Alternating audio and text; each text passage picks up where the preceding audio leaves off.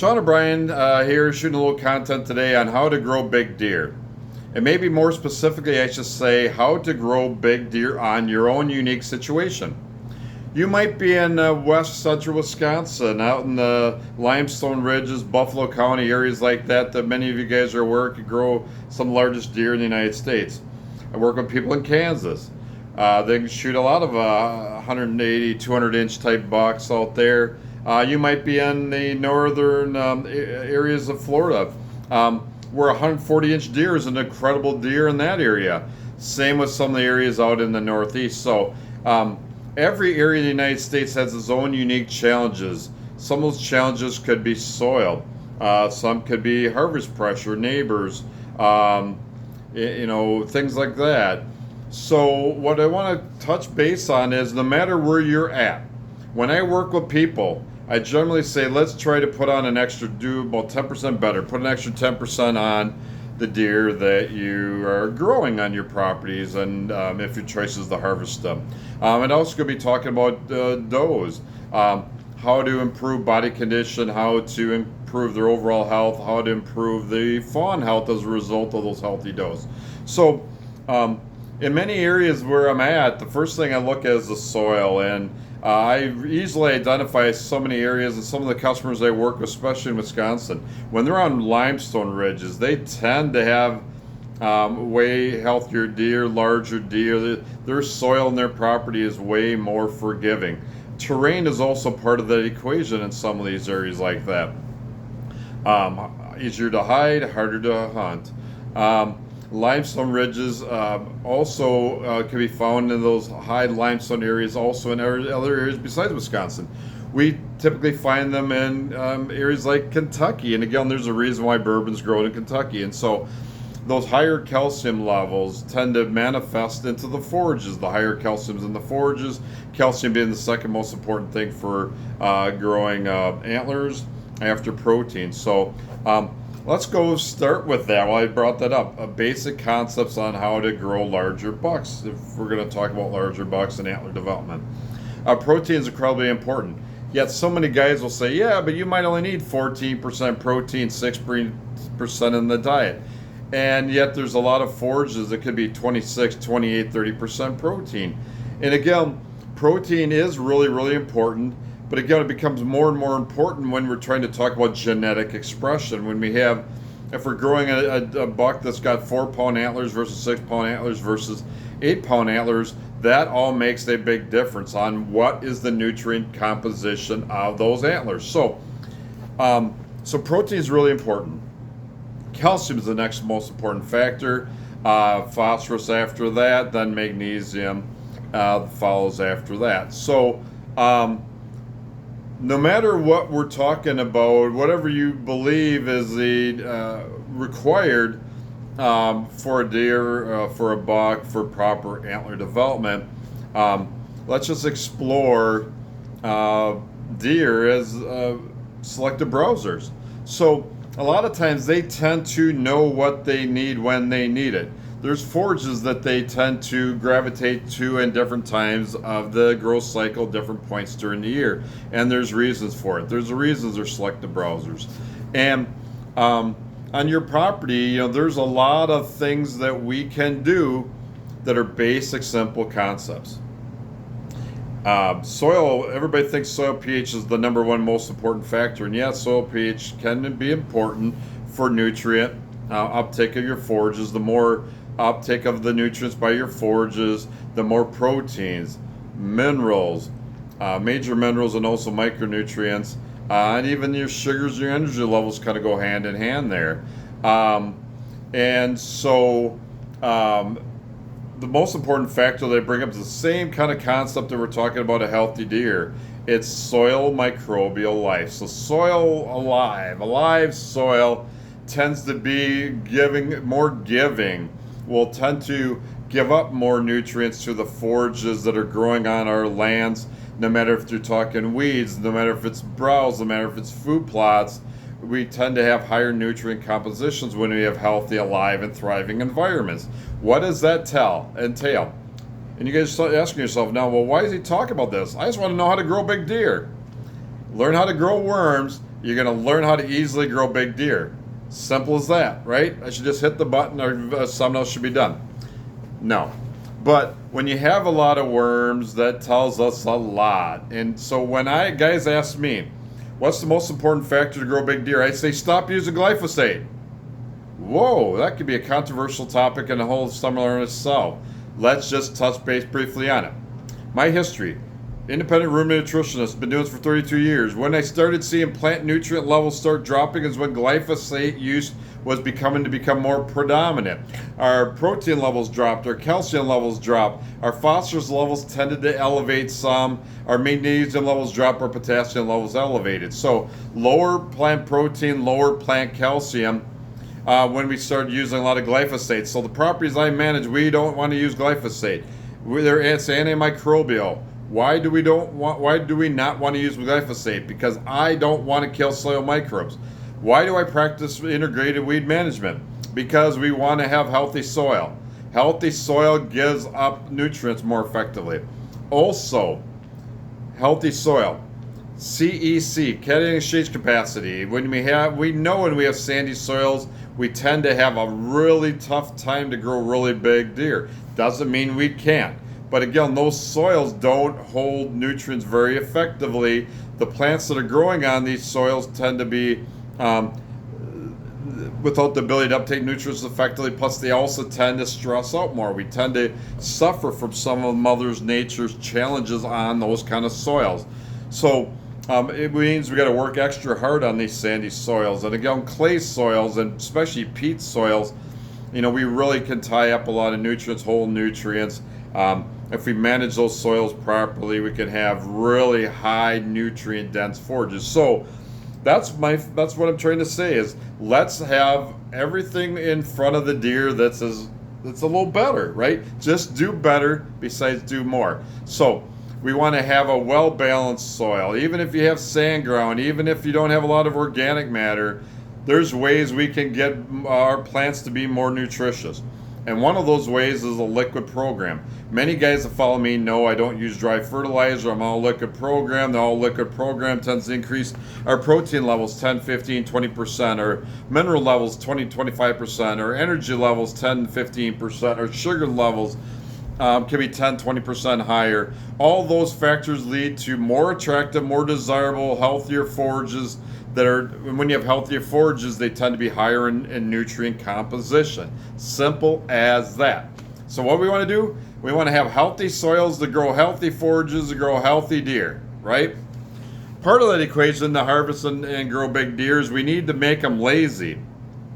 Old bucks don't like to move. They also don't like to be disturbed. So we got to have environments where we have sanctuary, that we don't go in at all ever, or when we do, we go in very limited amounts of time throughout the year, get the heck out of there, let those big old bucks be lazy. Why do I talk about that so much? Because what so many people don't think about is, just like us, think about it this way. We eat a big lunch with a lot of groceries in that lunch, and we decide to go for a 3-mile hike. We burn a lot of calories, don't we? We have a higher maintenance requirements. It's the same concept with deer. The more they have to travel, the more they have to move, the more they have to get up and down, the farther they got to walk to water, the farther they have to walk to our food sources, means they're having higher maintenance requirements. They're burning up calories. They're using some of their reserves to forage, to scavenge, to live. So we like to try to have our deer on our properties. They have a lot of different plots scattered throughout our property, some of which we don't travel in there. Some of them we're focusing on winter feed. Some of them we're focusing on early spring feed. Some of them are more kill plots, hunt plots. So having strategic plots throughout our property for 365-day nutrition is essential. We want to have food to match the season. We want to have food to match where they want to bed for their season. Basic, simple concept, right? So, and again, old bucks don't like to be bedding and eating typically where all the rest of the herd is. It's, survival mode is what's going on right there, and it's basically a little bit of psychology as well. So again, that's why we want to plant effectively strategically. And again, I'll go back to the concept I always say is plant better, plant smarter before planting more. Part of that concept is, would you rather plant 1 acre that grows 2 tons of forage dry matter, or would you rather plant 1 acre that grows 3? Who would not want to have 3 tons versus 2? Would you rather plant 1 acre food plots that grew 4 tons of forage, or would you rather plant 2 1 acre plots that grew 4 tons? And again, yes, you can move deer around, if you have separate plots and that, so that is a consideration. But I guess the point is let's maximize our growth of whatever we're planting. Let's do better, and then we can go the next step. Because so many people don't really think about how to maximize our plot efficiency. They don't have enough food. Very few people watching this right now, they don't have enough food. And so they just keep planting more acres, and they maybe don't do a great job of that, and they maybe throw some more acres at them. So what we want to do is ideally be as efficient as we can, and then we go to the next level. And as I bring that up, when people a lot of times say, well, what's the most important thing for growing big deer, and I cover some of those topics. When people focus on the summer, they're like, well, we'll talk about deer minerals, things of that nature. I'm like, how do I grow big deer? Is February, March, and sometimes April. That's the period. Could go back in January too, I guess, in some areas that are pretty harsh in the winter. So the concept I use is compensatory gain. Those bucks drop their antlers, and then when those antlers start regrowing, if they have a depleted body, if the reserves are lower, been depleted because of a lot of stresses, because of environment, what Mother Nature weather, they're going to pump a lot of those new growing spring, during the spring flush, spring early plant development, to recharge their reserves, to refill their tank, to get the body conditions going again, rebuilding their structure. And that doesn't mean they're not going to be growing antlers, but it means that they're going to be giving up, some of those nutrients. First, for the most important thing, is survival mode, replenishment mode, and then they're really, really pumping in the antlers. So again, if you have bucks that didn't lose a lot of body condition, they're going to be able to be more effective on developing antlers.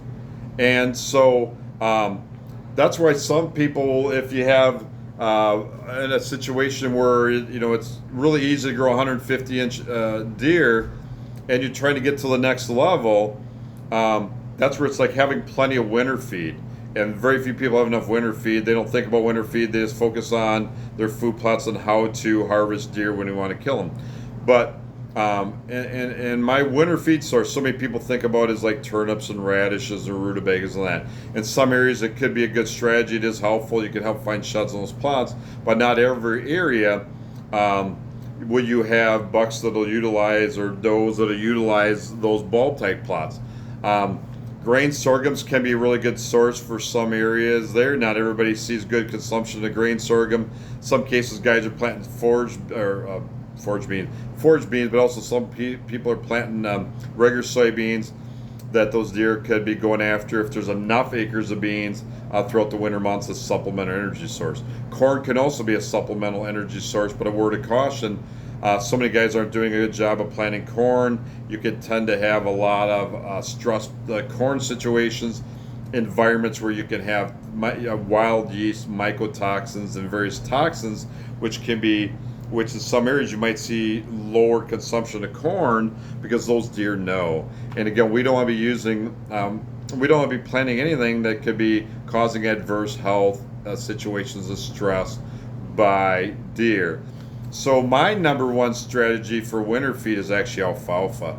I've said it for many years, and people might question and all that, but I tell people, want to go for a ride, you want to see where all the deer are in Wisconsin during the January, February months, let's go find the farmers. They're still dairy farming. Let's go look at their alfalfa fields. We're going to see herds and piles of deer out there.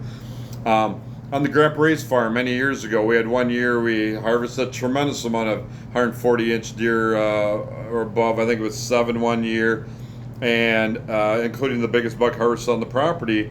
That was the heyday of the most acres that were into alfalfa. And over the years, when the cows went away and there's still a few beef cattle, now they've dwindled down. The farm is more corn and bean focused. We don't have the alfalfa fields, and again, we don't have the quite as large of antlered sizes as what we had years ago. Many of my customers I work with were using blends like Elite that's got creeping alfalfa, like Gold that's got a high amount of alfalfa, like Mass Builder that has some alfalfa. A lot of my hardcore customers were using those blends or even putting some blocks of alfalfa or alfalfa type mixes. On my sand grown research property, we plant a lot of alfalfa as a short rotation source of 365-day nutrition. It also serves a purpose for building soil. Organic matters cut an ideal carbon to nitrogen ratio. We're using alfalfa for short rotation like a cover crop and plow down, fixating nitrogen, benefiting our future crops. And again, that's not really a topic we have at hand. We're covering. We're talking about how to grow bigger deer. So alfalfa, because it stands upright, is easier to get at. Versus think about this, having to dig through the snow to get after the bulbs and the clovers and things like that. A lot of these brassicas guys are planting are being wiped out by the time you get to gun season or shortly thereafter. So alfalfa does not lose, even though it looks brown, it's still got relatively a similar nutrient profile, nutrient composition, nutrient density as when it went dormant back in late September, early October in many areas. Another thing I utilize is red clover. I plant way more red clover than most people because it can tolerate wet really well, better than most people realize. It can tolerate dry better than a lot of people realize. We also utilize a lot of forbs, things like plantain and chicory. Huge amount of nutrition and mineral content in our chicory and our forage plantain. I utilize that on all my properties. More and more of my customers utilizing it. Not a coincidence why we see an increase in antler development for my customers that were using the forbs, higher amounts of alfalfa for 365-day nutrition. Another part of that forbs equation is the chicory and plantain. People don't hear people talk very much about worming with deer. Worms, especially in high deer density areas, we can have environments where there's a lot of lungworms, and lungworms, can be worse than people think because of stresses. So when we do use certain forbs or other forbs besides chicory and plantain, forbs that are higher or other forages in general that are higher in tannins, they have worming type properties. That's good for their overall gut health, which is also good for tilting the table in your favor for having success when it comes to developing antlers. And one thing that I can't believe I haven't talked about yet, but again, as a nutritionist, when I would go into places, whether they're dairy animals, horses, goats, beef cattle, whatever, what actually is probably the most important element of nutrition? Water. Water, because water is the most essential element that we need. And although in deer we do at times have a lot of water in the forages they're consuming, but quality supplemental water is huge. And some people think that quality supplemental water could be a cold running stream, but think about it. You're working out, you're working hard, you slam some really cold, ice cold water. What does that do to your body, right? So not saying it's not a source for deer, but again, that's where having quality water holes, ponds that are supplemental ponds dug at least 10, 15, 20 foot wide by long water holes that have a proper depth of at least 4.5 feet deep is really important to have some quality water. So having enough water throughout your property is essential. And I have a lot of customers that try to have water sources near every food source. Matching food with water, it would be a perfect situation.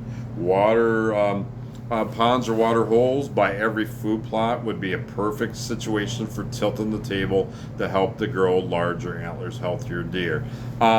So it's never just one thing. It's a lot of things. And I've covered quite a few things here, and they can go way deeper. We're kind of keeping this a little more superficial. But But when guys are working with me one-on-one, I try to look at it this way. Let's start with the soil. Let's pick forages that you're not used to planting. Let's use forages that are way higher in nutrients than the normal. Improve genetics. Genetics that also can naturally repel insects and plant diseases. Plant diseases and insect issues on plants stress them out, which lowers the quality of those forages. Less protein, less mineral, less energy. Another overlooked topic in wildlife nutrition. So you all have your own unique situations. You all have a myriad of challenges. We want to do everything in our power to reduce the amount of stress for our deer.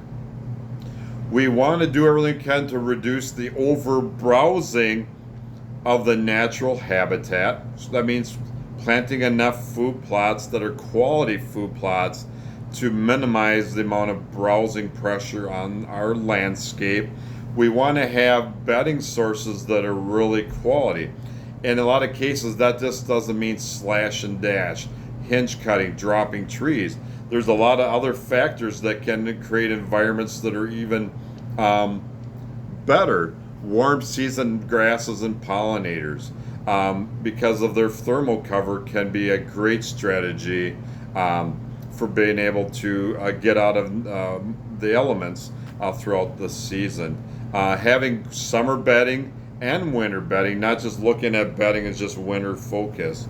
And also, like I said, trying to minimize human intrusion, because that can be a great stress. And also, just using a sound plan. The plan in itself can be really important, because everybody has different management styles, everybody has different budgets, everybody has different equipment. So sit down and think about what are the things that you want to do moving forward. And again, I've given you probably 10 different areas. That's too much for most of you guys to take on. Maybe start with, let's do 3 to 5 things this next year, and then keep adding 1 or 2 things every year thereafter that you can work on, because otherwise it could be overwhelming and you might even give up. You're like, God, this is too much work to grow big deer. And again, we haven't even talked about you got to let deer get old. 3-year-old deer are bigger than 2-year-old deer. 4-year-old deer are bigger than 3-year-old deer, and 5-year-old bucks are, as they move on up until a certain point, letting them go, letting them grow is a huge part of that equation. So, just some words of the day, a little bit of talking points, a little discussion here on how to grow bigger deer. I'm sure I left a few other things out, but hopefully you enjoyed some of this. This is my life. I work with people that grow the largest deer in the world, whether it be in confinement or out in the wild. I manage some really incredible properties where I've been in my life around some really great deer. Get to help so many of you guys do better. And so that's what it's about. Do better, but have fun with it. If it becomes too much work, the plan's not going to work, right? So let's enjoy Mother Nature. Let's have some strategy, and let's make it enjoyable. So when you do harvest that bigger deer or that record book deer, it isn't just about the finality of the moment. It's looking back at your strategies, all your little tools you use, the whole process, the metamorphosis of your properties to go from where you were at to the journey to where you become, and where you ended. And that process should never end. Every year as we go on, there's always something that we can improve on. Thoughts of the day from John with Grandpa Ray Outdoors.